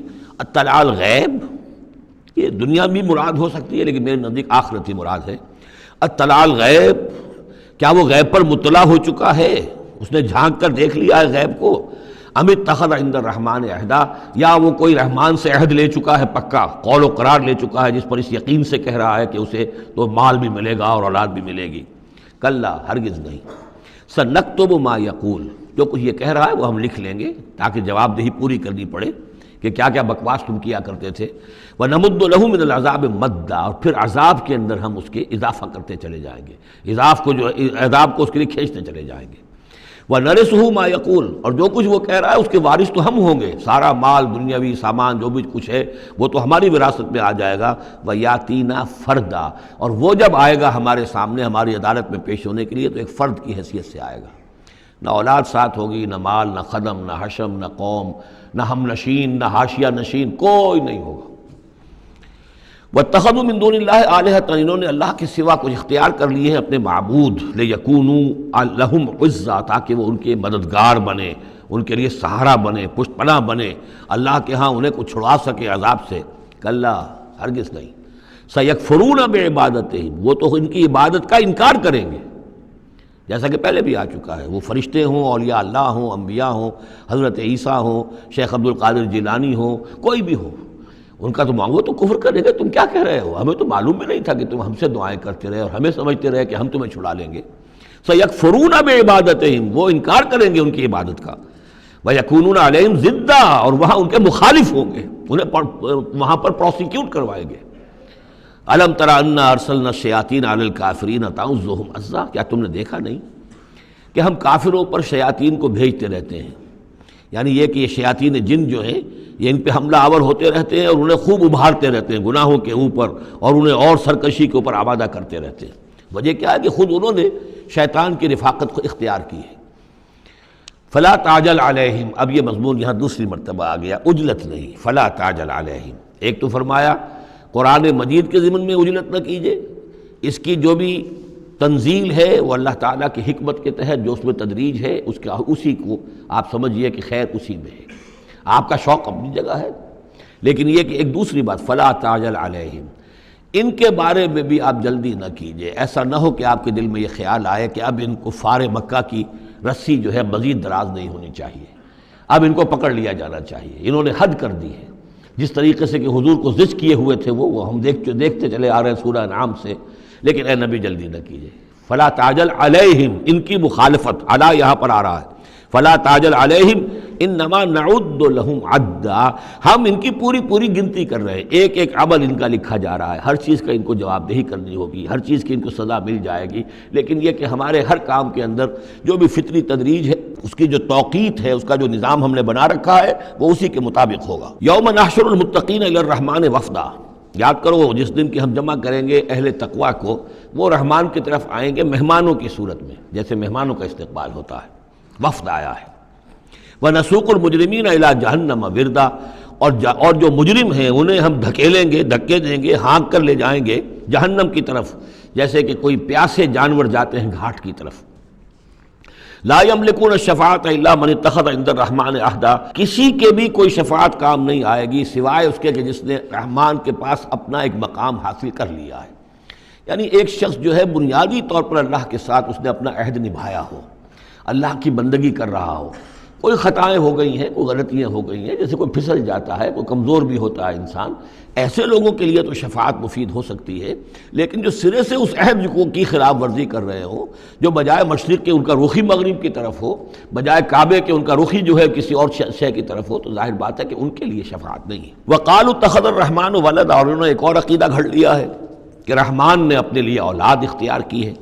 لَقَدْ جِئْتُمْ شَيْئًا إِدًّا، دیکھو تم نے یہ بہت بڑی بھاری بات کہی ہے، یہ بہت بڑی گستاخی ہے اللہ کی جناب میں، اور کتنی بھاری گستاخی ہے ذرا نوٹ کیجئے الفاظ، تکاد السماوات یتفطرن منہ، قریب ہے کہ آسمان پھٹ پڑے تمہاری اس گستاخی پر، وتنشق الارض، اور قریب ہے کہ زمین شق ہو جائے، وتخر الجبال حدا، اور یہ پہاڑ جو ہے دھماکے کے ساتھ گر پڑے، ان دعوا للرحمن ولدا، کہ انہوں نے رحمان کے لیے بیٹا قرار دیا، بیٹی قرار دی۔ مشرکین عرب نے فرشتوں کو خدا کی بیٹیاں بنا دیا، عیسائیوں نے حضرت مسیح کو خدا کا بیٹا بنا دیا، اور یہودیوں نے عزیر کو خدا کا بیٹا بنا دیا۔ ان دعوا للرحمن ولدا وما ينبغي للرحمن ان يتخذ ولدا، رحمان کے تو یہ شایان شان ہی نہیں ہے کہ وہ کسی کو اولاد بنائے۔ یہ اس کی وضاحت میں کر چکا ہوں کہ اولاد کی ضرورت اس کو ہوتی ہے جو خود فانی ہو، ہمیں معلوم ہے ہم مر جائیں گے، ہمارا نام و نشان مٹ جائے گا، اولاد کے ذریعے سے ہمارا نام زندہ رہے گا۔ یہ اصل میں ایک اپنے ہی تسلسل انسان سمجھتا ہے کہ میری ہستی کا تسلسل ہے، میری اولاد گویا کہ میرا اپنی بقا کی ایک شکل ہے، اس لیے کہ یہ انسان کے اندر ہے۔ مجھے یاد ہے جب ہم پڑھتے تھے کالج میں تو الفا ایک کمپنی ہوتی تھی لاہور میں، جو فائل کورز وغیرہ بناتی تھی نوٹ بکس کے، تو اس میں پیرامڈس کے عنوان سے جو بہترین الفاظ لکھے ہوئے تھے اب بھی مجھے یاد ہیں، still and resolute, calm and self-possessed, still and resolute. The pyramids echo unto eternity, the defiant cry of man's will to survive and conquer the storms of time. کہ یہ جو ان لوگوں نے فرائضہ نے اتنے بڑے بڑے پیرامڈز بنا دی، کائے کے لیے بنا دیے؟ تاکہ ہمارا نام رہے، ہم تو نہیں ہوں گے، نام رہے گا۔ تو گویا کہ انسان کے اندر ایک خواہش ہے بقا کی، وہ اپنا دوام چاہتا ہے۔ یہ اسے پتا ہے کہ میری ذاتی طور پر تو میرا دوام ہے، تو میں کوئی عمارت بنا دوں، میرا نام جو ہے اس کے حوالے سے دنیا کے اندر رہے۔ اور یہی معاملہ اولاد کا ہے کہ اولاد سے انسان کو سب سے زیادہ جو اس کو خواہش ہوتی ہے وہ اپنا بقا، اپنا تسلسل، وہ سمجھتا ہے کہ میری اپنی کنٹینیوٹی ہے کہ جو میری اولاد کے ذریعے سے۔ ظاہر بات ہے کہ اللہ ہمیشہ خود باقی رہنے والا ہے، تو اس کے شایان شان ہی نہیں ہے کہ وہ کسی کو اپنی اولاد بنائے، اسے کوئی ضرورت ہی نہیں ہے۔ تو تمہارے لیے ہے معاملہ کہ تم فانی ہو، لہذا تمہیں ضرورت ہے کہ کوئی تمہارا نام لیوا باقی رہے۔ وما ينبغي للرحمن ان يتخذ ولدا ان كل من في السماوات والارض الا آتي الرحمن عبدا، نہیں ہے کوئی بھی آسمانوں اور زمین میں کوئی بھی مگر یہ کہ وہ حاضر ہوگا رحمان کی عدالت میں بندے کی حیثیت سے، کسے باشد، جبکہ ہمیں معلوم ہے کہ محمد رسول اللہ صلی اللہ علیہ وسلم بھی حاضر ہوں گے تو بندے کی حیثیت سے، عبدہ ورسول، عبد۔ اور حضور فرماتے ہیں کہ اس روز میدان حشر میں لواء الحمد بیدی، میرے ہاتھ میں ہوگا حمد کا جھنڈا، اور اس روز جو میں حمد کروں گا اللہ کی وہ آج نہیں کر سکتا۔ اللہ تعالیٰ کی حمد بیان کریں گے محمد الرسول اللہ عدالت خداوندی میں کھڑے ہو کر۔ تو معلوم یہ ہوا کہ جو بھی آئے گا بندہ بن کر آئے گا، وہ عیسیٰ ہو یا عیسیٰ ابن مریم انت قلت للناس اتخذونی وامي الہین من دون اللہ، یہ سوال کیا جائے گا کہ نہیں؟ تو فرمایا کہ ان کل من فی السماوات والارض، یقیناً کوئی نہیں ہے آسمانوں اور زمین میں، الا آت الرحمن عبدا، مگر وہ رحمان کی خدمت میں آئے گا، حاضر ہوگا بندے کی حیثیت سے۔ لقد احصاہم، اس نے ان سب کی گنتی کی ہوئی ہے، ان کا پورا احاطہ کیا ہوا ہے، کوئی چھپ نہیں رہے گا، کہیں بچ کر نہیں رہ جائے گا۔ وعدہم عدا، اور ہم نے پوری گنتی رکھی ہوئی ہے۔ وکلہم آتی ہے یوم القیامت فردا، اور قیامت کے دن یہ سب کے سب آئیں گے تو ایک فرد کی حیثیت سے، انڈیویجول کیپیسٹی میں محاسبہ ہوگا۔ نہ ماں باپ ساتھ ہوں گے کوئی شفاعت کرنے کے لیے، کوئی گڑ گڑانے کے لیے، نہ اولاد ہوگی، نہ شوہر کے ساتھ جوری ہوگی، نہ جورو کے ساتھ شوہر ہوگا، کچھ نہیں۔ ہر ایک شخص نفسی نفسی، اپنی جان۔ وَكُلُّهُمْ آتی ہے یوم القیامت فردا، میری جو کتاب ہے سابقہ اور موجودہ مسلمان امتوں کا ماضی، حال اور مستقبل، اس میں ایک چیپٹر ہے قرآن کا قانون عذاب، کہ عذاب جو قوموں کے اوپر آتا ہے وہ دنیا میں آتا ہے، آخرت کا عذاب جو ہے وہ افراد کے لیے ہے۔ محاسبہ اجتماعی جو ہوتا ہے وہ اللہ کا دنیا میں ہوتا ہے، لیکن آخرت کا حساب وہ جو ہے محاسبہ انفرادی ہے۔ ان الذین آمنوا وعملوا الصالحات سیجعل لهم الرحمن ودا، یقیناً جو لوگ ایمان لائے اور جنہوں نے نیک عمل کیا، ان قریب رحمان ان کے لیے محبت پیدا کر دے گا، یعنی لوگوں کے دلوں میں محبت ڈال دے گا۔ یہی ابو بکر ہوں گے جن کا نام کس تعظیم سے لوگ لیا کریں گے، کس محبت سے لیا کریں گے۔ یہی بلال ہوں گے جن کی جو تعظیم ہوگی، جن کی کتنی محبت کی جائے گی۔ ابھی ذرا وقت ہے، کٹھن ہے۔ سیجعل لهم الرحمن ودا، حدیث میں بھی آتا ہے کہ اللہ تعالیٰ جو ہے اپنے کسی بندے سے محبت کرتا ہے تو پہلے فرشتوں کو، جبرائیل سے کہا جاتا ہے کہ میں اپنے اس بندے سے محبت کرتا ہوں، اعلان کر دو۔ وہ فرشتوں میں اعلان کرتے ہیں، ان کے دل میں اس کی محبت ڈال دی جاتی ہے، پھر وہ عام دنیا میں اور لوگوں کے اندر اس کی ایک محبت ڈال دی جاتی ہے۔ فَإِنَّمَا يَسَّرْنَاهُ بِلِسَانِكَ، یہ آیت بڑی اہم ہے۔ تو ہم نے اس قرآن کو یسرنا ہو، اس کو قرآن کو آسان کر دیا ہے، بلسان کا، آپ کی زبان پر یا آپ کی زبان کے ساتھ، یعنی عربی زبان میں۔ یہ بہت آسان ہے، بہت ہی ستھری زبان ہے، سادہ زبان ہے، جس کو ہم کہتے ہیں کہ سہل ممتنع، اس کے اندر ثقالت نہیں ہے، بوجھل پن کا نہیں ہے، بہت بھاری بھرکم الفاظ کہیں کہیں شاذ آئے ہیں، ورنہ عام طور پر قرآن مجید جو بڑی سلیس زبان میں ہے۔ انما یسرناہ بلسانک لتبشر بہ المتقین، تاکہ آپ بشارت دیں اس کے ذریعے سے متقیوں کو، وتنذر بہ قوما لدا، اور اس کے ذریعے سے انذار فرمائے۔ یعنی آپ کی دعوت کا مرکز و محور اور آپ کا آلہ جو ہے، آلہ دعوت، آلہ انقلاب، وہ قرآن مجید ہے۔ انذار کیجئے قرآن کے ذریعے، تبشیر کیجئے قرآن کے ذریعے، تذکیر کیجئے قرآن کے ذریعے۔ فذکر بالقرآن من یخاف وعید، تذکیر ہو، واعظ ہو قرآن کے ذریعے۔ یا ایھا الناس قد جاءتکم موعظۃ من ربکم، اس سے بڑا واعظ اور کوئی نہیں۔ تزکیہ نفس ہو قرآن کے ذریعے سے، شفاء لما فی الصدور یہ ہے، سورہ یونس میں بھی آ چکا، سورہ بنی اسرائیل میں بھی آ چکا۔ وَنُنَزِّلُ مِنَ الْقُرْآنِ مَا هُوَ شِفَاءٌ وَرَحْمَةٌ لِّلْمُؤْمِنِينَ۔ تو قرآن مجید ہی در حقیقت دعوت اور تربیت کا اور تعلیم کا گویا کہ اس کا محور ہے، مرکز و محور۔ فَإِنَّمَا يَسَّرْنَاهُ بِلِسَانِكَ لِتُبَشِّرَ بِهِ الْمُتَّقِينَ وَتُنذِرَ بِهِ قَوْمًا لُدًّا وَكَمْ أَهْلَكْنَا قَبْلَهُم مِّن قَرْنٍ، اور ان سے پہلے ہم نے کتنی ہی قوموں کو ہلاک کیا۔ هَلْ تُحِسُّ مِنْهُم مِّنْ أَحَدٍ، ان میں سے کسی کی کوئی آہٹ تمہیں نظر آتی ہے؟ کہیں کوئی باقی ہے نام و نشان؟ کہیں عاد کا کوئی نام و نشان باقی ہے؟ اور تسمع لهم رکزا، یا کہیں ان کی کوئی بھنک تمہارے کان میں آتی ہے؟ معلومات نسیم منسیہ، ختم ہو گئے۔ تو اسی طریقے سے یہ آج اکڑ رہے ہیں، ان کا حال بھی یہی ہو جائے گا۔ بسم اللہ الرحمن الرحیم۔ طٰہٰ، یہ پھر حروف مقطعات ہیں۔ ما انزلنا علیک القرآن لتشقیٰ، ہم نے یہ قرآن آپ پر اس لیے نازل نہیں کیا کہ آپ مشقت میں پڑھیں، لیکن یہاں یہ کہ تشقیٰ جو ہے وہ نامرادی کے لیے بھی آتا ہے۔ یہ عربی زبان میں یہ جو بعض حروف ہیں، را با با، رب، لیکن یہ کہ را با وا یا جس سے ربا بنتا ہے، ان میں بہت قرب ہے۔ اس طرح شین قاف یا اور شین قاف قاف شق، مشقت، تشقیٰ، یہ بھی معنی ہے اس کے، لیکن یہ کہ زیادہ میرے نزدیک راجح معنی یہ ہے، اے نبی ہم نے یہ قرآن اس لیے نہیں نکالا کہ آپ ناکام ہوں، یہ اصل میں حضور کے لیے بڑی خوشخبری ہے، کامیابی آپ کے قدم چومے گی۔ یہ قرآن قول فصل بن کر نازل ہوا ہے، آپ ناکام نہیں ہوں گے، آپ جو ہے پوری طریقے سے اپنے اس مشن کے اندر کامیاب ہوں گے۔ عام طور پہ ترجمہ یہ کیا گیا ہے کہ آپ مشقت میں نہ پڑیں، محنت میں نہ پڑیں، آپ کا کام پہنچا دینا ہے، باقی اب لوگ نہیں مان رہے ہیں تو اس کی وجہ سے آپ اپنے آپ کو اس صدمے سے ہلاک نہ کر دیجئے کہ لعلک باخع نفسک علی آثارہم ان لم یؤمنوا بہذا الحدیث اسفا الا یکونوا مؤمنین الا تذکرۃ لمن یخشی۔ یہ تو صرف یاد دہانی ہے ان لوگوں کے لیے جن میں کچھ خوف خدا ہے۔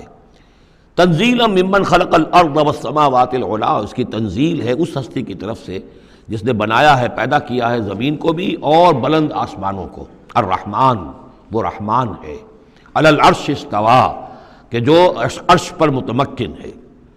لہو ما فی السماوات وما فی الارض وما بینہما، اسی کا ہے، اسی کی ملکیت ہے جو کچھ کے آسمانوں میں ہے اور جو کچھ کے زمین میں ہے اور جو ان دونوں کے مابین ہے۔ وما تحت الثریٰ، اور جو زمین کے سب سے نچلے طبقے کے نیچے ہے۔ یہ سرا جو ہے گیلی زمین، اور گیلی زمین کے نیچے جو کیا ہے زمین کے اندر، وہ بھی سب اللہ کا ہے۔ وَإِن تَجْهَرْ بِالْقَوْلِ، اور اگر تم بلند آواز سے کوئی بات کرو دعا کرتے ہوئے اللہ تعالیٰ کے ساتھ یا کچھ اور مناجات کرتے ہو، فَإِنَّهُ يَعْلَمُ السِّرَّ وَأَخْفَى، بلند کرو گے تب بھی وہ تو سنتا ہے، لیکن وہ تو جانتا ہے سر کو بھی اخفا کو بھی، ہر چھپی ہوئی بات کو اور نہایت مخفی بات کو۔ اخفا جو ہے باب یوں سمجھیے کہ افعل التفصیل، سب سے چھپی ہوئی چیز اس کو جانتا ہے۔ اللہ لا الہ الا ہو، وہ اللہ ہے جس کے علاوہ کوئی معبود نہیں۔ لہ الاسماء الحسنی، تمام اچھے نام اسی کے ہیں۔ اب یہاں سے شروع ہو گیا حضرت موسیٰ علیہ السلام کا قصہ۔ وَهَلْ أَتَاكَ حَدِيثُ موسیٰ، اور کیا تم تک پہنچ چکی ہے موسیٰ کی خبر، موسیٰ کے حالات۔ اذ رأى نارا، جب وہ مدین سے واپس آ رہے تھے اپنی اہلیہ کے ساتھ تو انہوں نے دیکھا کہ کچھ آگ ہے۔ اذ رأى نارا، رات، اندھیری رات تھی، سردی کا موسم تھا، تو یہ کہ شاید راستہ بھی اس وقت کچھ گم سا ہو گیا تھا۔ دیکھا آگ ہے۔ رأى نارا فقال لأہلہ، انہوں نے کہا اپنے گھر والوں سے، امکثوا، آپ ذرا ٹھہریے یہاں پر انتظار کریں، انی آنست نارا، مجھے آگ نظر آئی ہے، لعلی آتیکم منہا بقبس، یہ بھی ہو سکتا ہے کہ میں وہاں سے کوئی چنگاری لے آؤں تاکہ یہاں ہم آگ روشن کر لیں تو سردی میں اس کو آگ کو تاپ بھی سکیں گے۔ او اجد علی النار ہدی، یا جو آگ کی جگہ پر میں پہنچوں تو وہاں سے مجھے رہنمائی بھی مل جائے کہ صحیح راستہ کون سا ہے، ہم کسی غلط راستے پر تو نہیں بھٹک آئے ہیں۔ فلما اتاہا، جب پہنچے اس آگ کے قریب، نودی یا موسیٰ، تو آواز آئی، ندا کی گئی، اے موسیٰ انی انا ربک، یہ جسے تم آگ سمجھ کر آئے ہو، اس آگ کے پردے میں تو خود میں ہوں، میں تیرا رب ہوں، انی انا ربک، میں تیرا پروردگار ہوں۔ فخلع نعلیک، اپنی جوتیاں اتار دو، انک بالوادی المقدس طویٰ، اس لیے کہ اس وقت تم ایک بڑے پاک وادی میں، مقدس میں، طویٰ میں ہو۔ وانا اخترتک، اور میں نے تمہیں اختیار کر لیا ہے، پسند کر لیا ہے، چن لیا ہے، ایک بڑے مشن کے لیے تمہارا سلیکشن ہو گیا ہے۔ فاستمع لما یوحیٰ، تو اب ذرا توجہ سے سنو جو وحی تم پر کی جا رہی ہے۔ اننی انا اللہ لا الہ الا انا، یہ مقام اس اعتبار سے قرآن مجید میں بہت منفرد ہے کہ جو انانیت کبریٰ ہے، اللہ کی انانیت کبریٰ جس طرح ان الفاظ میں قرآن مجید میں ظاہر ہوئی ہے، میرے علم کی حد تک کوئی دوسرا مقام نہیں ہے۔ علامہ اقبال نے یہ الفاظ استعمال کیے نا کہ ایک تو ہماری انائے صغیر ہے، دی اسمال ایگو، میں، ایک ہے بڑی ego, the great I am, the infinite ego, وہ اللہ کی جو انا ہے، انائے کبیر، اس انائے کبیر کا جس طرح سے ظہور ہوا ہے قرآن مجید میں اس مقام پر اور کس جگہ نہیں۔ اننی انا اللہ لا الہ الا انا، یقیناً میں ہی ہوں، میں ہوں اللہ اور میرے سوا کوئی معبود نہیں۔ فاعبدنی، بس میری ہی بندگی کرو، میری ہی پرستش کرو۔ واقم الصلاۃ لذکری، اور نماز قائم رکھو میری یاد کے لیے۔ ان الساعۃ آتیۃ، اور یہ بات بھی یاد رکھو قیامت آ کر رہے گی۔ اکاد اخفیہا، میں اسے مخفی رکھوں گا۔ لتجزی کل نفس بما تسعی، تاکہ بدلہ مل جائے ہر شخص کو، ہر جان کو جو کچھ کہ اس نے کوشش کی ہو۔ فلا یصدنک عنہا من لا یؤمن بہا، تو دیکھنا تمہیں کہیں روگرداں نہ کر دیں وہ لوگ کہ جو اس پر ایمان نہیں رکھتے، جو آخرت کو نہیں مانتے، کہیں تمہیں بھی آخرت سے برگشتہ نہ کر دیں یا نماز سے برگشتہ نہ کر دیں۔ یہ انہا کی ضمیر دونوں طرف جا سکتی ہے۔ واتبع ہواہ، وہ لوگ کہ جو اس سے آخرت سے خود جو ہے روگردان ہے اور جنہوں نے کہ اپنی خواہشات کی پیروی کی ہوئی ہے، فتردا، تو تم بھی ہلاک ہو جاؤ گے اور تم بھی گڑھے میں گرو گے۔ وما تلک بیمینک یا موسیٰ، اور اے موسیٰ تمہارے یہ داہنے ہاتھ میں کیا ہے؟ قال ہی عصای، کہا یہ میرا عصا ہے، اتوکا علیہا۔ اس میں نکتہ نکالا ہے مفسرین نے کہ دیکھیے جو اللہ تعالیٰ سے مخاطبت اور مکالمے کا جو ایک ذوق حاصل ہو رہا ہے، تو جواب اتنا ہی کافی تھا یہ میرا عصا ہے، لیکن آگے بڑھا رہے ہیں بات کو، یہ میرا عصا ہے، اتوکا علیہا، میں اس پہ ذرا ٹیک لگا لیا کرتا ہوں، واحش بہا علی غنمی، اور میں اپنی بکریوں کے لیے اس سے پھر پتے جھاڑتا ہوں درختوں سے، وَلِيَ فِيهَا مَعَارِبُ أُخْرَىٰ، اور میرے اور بھی بہت سے کام ہیں جو اس لاٹھی سے، اس عصا سے میں لیتا ہوں۔ قال القھا یا موسیٰ، فرمایا ذرا ڈال دو زمین پر اس کو اے موسیٰ، فالقاها، تو انہوں نے ڈال دیا، فَإِذَا هِيَ حَيَّةٌ تَسْعَىٰ، تو وہ تو دیکھتے ہی دیکھتے ایک سانپ بن گیا، چلتا ہوا دوڑتا ہوا۔ قال خذها ولا تخف، ایک دوسرے مقام پر آپ دیکھیں گے کہ حضرت موسیٰ پر اتنا خوف طاری ہوا کہ پیٹھ موڑ کر بھاگے وہاں سے، وَلَّا مُدْبِرًا، وہاں سے بھاگے، لیکن یہ کہ اللہ نے فرمایا موسیٰ ڈرو نہیں، واپس آؤ اور اس کو پکڑو، یہاں وہ تفصیل نہیں ہے۔ قال خذها ولا تخف، فرمایا اس کو پکڑ لو اور ڈرو نہیں، سنعیدها سیرتها الاولی، ہم اسے لوٹا کر واپس لے جائیں گے اس کی پرانی شکل پر، پرانی سیرت پر۔ وَاضْمُمْ يَدَكَ إِلَىٰ جَنَاحِكَ، اور ذرا اپنا ہاتھ جو ہے وہ اپنی بغل کے ساتھ ملاؤ، تخرج بیضاء، پھر جب نکالو گے تو وہ نکلے گا بالکل سفید ہو کر روشن، من غیر سوء، بغیر اس کے کہ اس میں کوئی بیماری پیدا ہوئی، وہ برس نہیں ہوگا، اس میں برس نہیں بلکہ یہ کہ بغیر کسی مرض کے وہ چمکتا ہوا ہوگا سفید۔ آیتن اخری، یہ دوسری نشانی ہے۔ تو یہ دو نشانیاں ہم نے تمہیں دی ہیں، لنریک من آیاتنا الکبریٰ، تاکہ ہم دکھائیں تمہیں اپنی بڑی نشانیاں، ان میں سے کچھ نشانیاں، یہ دو نشانیاں ہم نے دی ہیں۔ اذهب الی فرعون انہ طغیٰ، اب جاؤ فرعون کی طرف، وہ بہت سرکش ہو گیا ہے، اس کی سرکشی جو ہے وہ اب حد سے تجاوز کر رہی ہے، تو جاؤ اور اسے دین کی دعوت دو، خیر کی دعوت دو، اور خاص طور پر یہ بھی کہو کہ بنی اسرائیل پر ظلم نہ کرے، اور اسے انہیں واپس جانے دے جہاں سے وہ آئے تھے، فلسطین سے۔ قال رب اشرح لی صدری، یہ دعا بڑی اہم ہے، ہر شخص کو یاد ہونی چاہیے، جو بھی کوئی بھی دین کی دعوت کا کام کرنا چاہے تو اس کے لیے یہ دعا جو ہے اس کو یاد کرنا۔ حضرت موسیٰ نے دعا کی، پروردگار میرے ذرا سینے کو کھول دے اس کے لیے، اس کام کے لیے، اس بڑے مشن کے لیے جو میرے حوالے کر رہا ہے، ویسر لی امری، اور یہ بھاری کام جو ہے اسے میرے لیے آسان کر دے، واحلل عقدۃ من لسانی، اور میری زبان میں لکنت ہے، اے پروردگار اس لکنت کو، اس عقدے کو کھول دے، یفقہوا قولی، تاکہ وہ میری بات اچھی طرح سمجھ سکیں۔ لکنت والا شخص جو ہے ظاہر بات ہے جب گفتگو کرتا ہے تو لوگوں کو سمجھنے میں دقت ہوتی ہے۔ وَاجْعَلْ لِي وَزِيرًا مِّنْ أَهْلِي، ایک اور درخواست میری یہ ہے کہ میرا ایک وزیر بنا دیجئے میرے خاندان میں سے۔ وزیر وزر سے ہے بوجھ اٹھانے والا، یعنی ذمہ داریوں میں کوئی مدد کرنے والا، سہارا بننے والا۔ تو وَاجْعَلْ لِي وَزِيرًا مِّنْ أَهْلِي، میرے اپنے خاندان میں سے، ہارون اخی، اور خود اس سجسٹ کر دیا میرے بھائی ہارون کو اس کام میں، اشدد بہ اذری، اس کے ذریعے سے میری کمر کو مضبوط کر دے، اور اشرکہ فی امری، واشرکہ فی امری، اسے میرے اس کام میں شریک کر دے، کہ نسبحک کثیرا، تاکہ ہم دونوں مل کر پھر تیری تسبیح کریں کثرت کے ساتھ، ونذکرک کثیرا، اور تیرا ذکر کریں کثرت کے ساتھ، انک کنت بنا بصیرا، یقیناً پروردگار تو ہمیں دیکھ رہا ہے ہمارے حالات سے، کا تو خود جو ہے وہ چشمدید گواہ ہے۔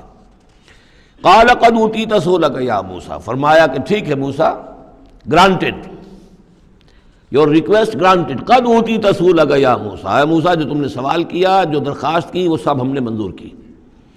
وَلَقَدْ مَنَّا عَلَيْكَ مَرَّةً أُخْرَىٰ، اور ہم نے تو تم پر ایک مرتبہ اور بہت بڑا احسان کیا تھا۔ اِذْ أَوْحَيْنَا إِلَىٰ أُمِّكَ مَا يُوحَىٰ، جبکہ ہم نے تمہاری ماں کو وحی کی تھی جو تمہیں وحی کی جا رہی ہے۔ اب تمہیں ہم بتا رہے ہیں کہ ہم نے اس وقت کیا وحی کی تھی۔ وہ وحی کیا تھی؟ کیونکہ اس زمانے میں بھی طے تھا کہ تمام جو ہے بنی اسرائیل میں جو بیٹا بھی پیدا ہو اس کو قتل کر دیا جائے، صرف بیٹی کو زندہ رکھا جائے۔ تو بھی حضرت موسیٰ علیہ السلام کی جو والدہ ہیں ان کو اللہ تعالیٰ نے یہ حکم الہام کے ذریعے سے یا وحی کے ذریعے سے جو بھی تھا وہ بھیج دیا تھا۔ اب کہہ دیا تھا اقذفیہ فی التابوت، کہ اس کو ذرا ایک صندوق میں بند کرو، فاقذفیہ فی الیم، اور پھر اسے دریا میں ڈال دو، فلیلقہ الیم بالساحل، دریا اسے ساحل پر لے جائے گا، ساحل پر رکھ دے گا۔ یاخذہ عدو لی و عدو لہ، اور پھر وہاں وہ شخص اس کو پکڑ لے گا، اس کو لے لے گا، اس صندوق کو، اور صندوق میں جو بچہ ہے اس کو، جو میرا بھی دشمن ہے اس کا بھی دشمن ہے۔ لیکن یہ کہ ہم بچائیں گے۔ اب اس سے آگے جو ہے حضرت موسیٰ کی والدہ سے کیا کہا، اس سے آگے اب خود اپنی بات شروع کر دی اللہ تعالیٰ نے. یہ اللہ قرآن کا یہ اسلوب ہے، پوری بات نہیں، باقی یہ کہ فل ان دی گیپس، باقی ساری گفتگو جو ہے وہ آپ خود جو ہے اس پورے سیاق و سباق سے سمجھ سکتے ہیں. وَأَلْقَيْتُ عَلَيْكَ مَحَبَّةً مِّنِّي، اور ہم نے اے موسیٰ تمہارے اوپر اپنی خاص ایک محبت کا پرتو ڈال دیا. بڑی موہنی صورت، بڑی موہنی صورت، دیکھتے ہی گرویدہ ہو جائیں. اب اللہ نے کہا محبتم منی، القیت علیک محبتم منی، یعنی یہ کہ وہ پورا نقشہ اب یہاں پر جو ہے کہ وہ ساحل میں وہ صندوق ڈال دیا گیا، وہ چلتا گیا، اور وہ ساتھ ہی اس کی بہن سے، حضرت موسیٰ کی بڑی بہن تھی ہمشیرہ تھی، کہہ دیا کہ ساحل کے ساتھ ساتھ تم جاتے بھی رہو، چلتی رہو، دیکھو کہاں جاتا ہے، یہ کیا ہوتا ہے. اور اس نے جا کے بتا بھی دیا کہ وہ محل میں پہنچ گیا ہے صندوق. وہ صندوق کھولا گیا، بچہ نکل آیا، اور اس وقت جو ہے وہ تو قتل کرنے پر تلا ہوا تھا فرعون، لیکن یہ کہ وہ حضرت آسیہ جو تھی بنی اسرائیل ہی میں سے اور بڑی نیک عورت تھی، اور وہ فرعون کے گھر میں تھی اس وقت، انہوں نے کہا کہ قرۃ لی ولک، یہ قرۃ عین لی ولک، یہ میری اور تمہاری لیے آنکھوں کی ٹھنڈک بنے گا، ہمیں اللہ نے اولاد نہیں دی، اسے قتل نہ کرو. اور ادھر اللہ تعالیٰ نے ایسا ان کے چہرے کے اوپر جو ہے وہ ایسے اثرات پیدا کر دیے تھے کہ دیکھتے ہی کوئی شخص جو ہے وہ بالکل ان کا گرویدہ ہو جائے. وَأَلْقَيْتُ عَلَيْكَ مَحَبَّةً مِّنِّي، میں نے خاص اپنی طرف سے تمہارے اوپر ایک اپنی محبت کا پرتو ڈالا. وَلِتُصْنِعَ عَلَىٰ عَيْنِي، اور یہ اس لیے کیا ہم نے تاکہ دشمن بھی جو تمہارے گرویدہ ہو جائے اور پھر تمہاری پرورش ہو. تُصْنِعَ، تمہیں بنایا جائے، مصنع جس کو کہتے ہیں کارخانہ. اب وہ کارخانہ تربیت کا کارخانہ محل ہے. تُصْنَعَ عَلَىٰ عَيْنِي، ہماری نگاہوں کے سامنے تمہاری تربیت ہو. اس تمشی اختوں کا، جب تمہاری بہن چلتی ہوئی وہاں تک پہنچ گئی، فَتَقُولُ هَلْ أَدُلُّكُمْ عَلَىٰ مَن يَكْفُلُهُ، ہوا یہ کہ اللہ تعالیٰ نے حضرت موسیٰ علیہ السلام کو حکم دے دیا تھا بچے کی حیثیت ہی سے کہ کسی بھی دائی کا اور دایا کا جو دودھ جو ہے وہ نہ پیے. اب انہوں نے بہت سی عورتیں بلائیں کہ جن کا یہ دودھ پی سکے تاکہ بچے کو پالنا آخر کیسے پلائے، لیکن یہ کہ وہ کسی کا دودھ پی نہیں رہا ہے. تو وہ بہن جو اب کھڑی ہوئی دیکھ رہی تھی، اس نے کہا هل ادلکم علی من یکفلہ، کیا میں تمہیں بتاؤں ایک خاندان ہے ایسا کہ جو کفالت کرے گا تمہارے لیے، اس بچے کی پرورش کرے گا. نتیجہ کیا ہوا کہ پھر وہ ماں آئی اور ماں کا دودھ پیا، اور ماں کی گود میں اللہ نے پھر پہنچا دیا حضرت موسیٰ علیہ السلام کو. فرجعناک الی امک، تو ہم نے لوٹا دیا تمہیں اے موسیٰ تمہارے ماں کی طرف، کہ تقر عینھا ولا تحزن، تاکہ اس کی آنکھ ٹھنڈی رہے اور وہ غم نہ کھائے. اللہ تعالیٰ کو تو اپنے بندوں کے احساسات و جذبات کا اس حد تک پاس ہے کہ پھر اس کی گود جو ہے اس کے اندر اپنا اس کا بچہ پہنچا دیا گیا. فرجعناک الی امک کہ تقر عینھا ولا تحزن، تاکہ اس کی آنکھ ٹھنڈی رہے اور وہ حزن میں مبتلا نہ ہو. وقتلت نفسا، اور اے موسیٰ پھر جب تم جوان ہوئے تو تمہارے ہاتھوں ایک جان قتل ہو گئی تھی، تم نے ایک قبطی کو قتل کر دیا تھا. فنجیناک من الغم، تو ہم نے تمہیں اس غم سے نجات دی. وفتناک فتونا، اور پھر تمہیں بہت سے امتحانات میں سے گزارا، بہت سی آزمائشوں میں سے گزارا، بہت سی بھٹیوں میں سے گزارا. فلبثت سنین فی اہل مدین، یہ سورہ قصص میں آئے گی ساری تفصیل، جس کو یہاں پر 2-3 آیتوں میں بیان کیا گیا ہے، اس کی تفصیل سورہ قصص میں. فلبثت سنین فی اہل مدین، پھر تم اہل مدین میں رہے کئی سال. ثم جئت علی قدری یا موسیٰ، پھر اے موسیٰ جو یہاں آئے ہو تو یوں نہ سمجھو کہ اچانک آ گئے ہو، یہ تمہیں تقدیر لے کر آئی ہے، میرا فیصلہ لے کر آیا ہے. یہ سارا معاملہ جو ہے یہ پلانڈ ہے، یہ ہم نے اس طریقے سے کیا ہے. یہ ساری چیز جو ہے یہ از خود نہیں ہو گئی ہے، للٹپ نہیں ہو گئی ہے، یہ کوئی اندھا بہرا جو ہے وہ چانس نہیں ہے. ثم جئت علی قدری یا موسیٰ واصطنعتک لنفسی، اور میں نے تمہیں بنایا ہے، تیار کیا ہے. یہ صنعت ہی سے اصطناع باب افتعال، لیکن صاد کی مناسبت سے تیج ہے وہ توئے میں بدل گئی ہے. میں نے تمہیں تیار کیا ہے، خاص طور پر تمہارے اندر خصوصی صلاحیتیں پیدا کی ہیں، تمہیں خاص طور پر بادشاہ کے محل میں پرورش کروایا ہے، اس لیے کہ مجھے تم سے ایک بڑا کام لینا ہے. واصطنعتک لنفسی اذهب انت واخوک بآیاتی ولا تنیا فی ذکری، جاؤ تم اور تمہارا بھائی میری یہ نشانیاں لے جاؤ اور دیکھنا میرے ذکر میں سستی نہ کرنا. اذهبا الی فرعون انہ طغی، جاؤ تم دونوں فرعون کی طرف، وہ یقیناً بہت سرکش ہو گیا ہے. فقولا لہ قولا لینا لعلہ یتذکر او یخشی، تو دیکھو جا کر وہاں پر بات کرنا اس سے بڑی نرم، ایسا تاکہ شاید کہ وہ سوچے یا اس کے دل میں بھی خوف پیدا ہو جائے. قالا ربنا اننا نخاف ان یفرط علینا، انہوں نے کہا پروردگار ہمیں تو اندیشہ یہ ہے کہ وہ اچانک ہم پر پھٹ پڑے، بھڑک اٹھے اور ہمارے اوپر بھبک پڑے اور یطغی یا ہم پر کوئی زیادتی کرے. قال لا تخافا، فرمایا نہیں تم دونوں ڈرو نہیں، اننی معکما اسمع و ارا، میں تم دونوں کے ساتھ ہی ہوں، ہر بات سنوں گا بھی، سنتا بھی ہوں، دیکھوں گا اور دیکھتا ہوں۔ بارک اللہ لی ولکم فی القرآن العظیم ونفعنی وإیاکم بالآیات والذکر الحکیم۔